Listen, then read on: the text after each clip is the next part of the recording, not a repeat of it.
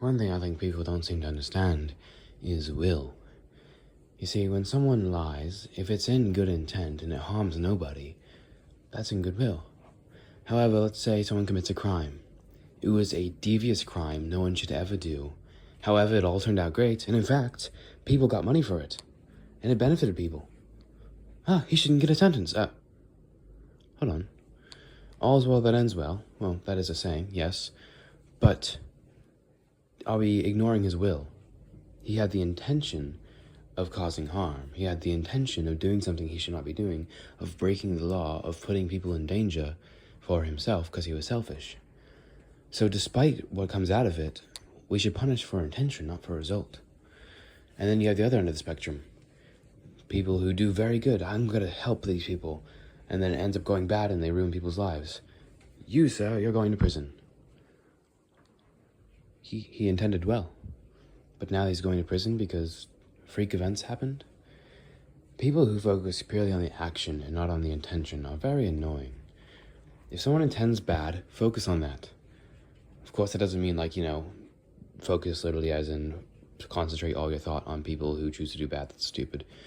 But notice their intentions, not what comes out of it. Which is kind of how the Bible treats sin. For instance, lying. It doesn't say any lie whatsoever is wrong. For instance, Jesus, when he turned water into wine, he let them say, "Oh, you saved the wine for the good wine for the end. Aren't you a nice man?" He didn't. He was, someone was giving credit to the person he helped. And he was letting that go, even though he was technically hiding the truth. But that's fine.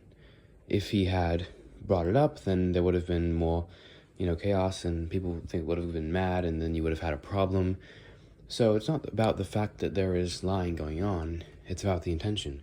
His intention was to make him better, and for people not to get mad at him, and for everyone to have a good time at the party. Not for the entire truth to be held all the time, that's why it's kind of, the little white lie, white rice lie.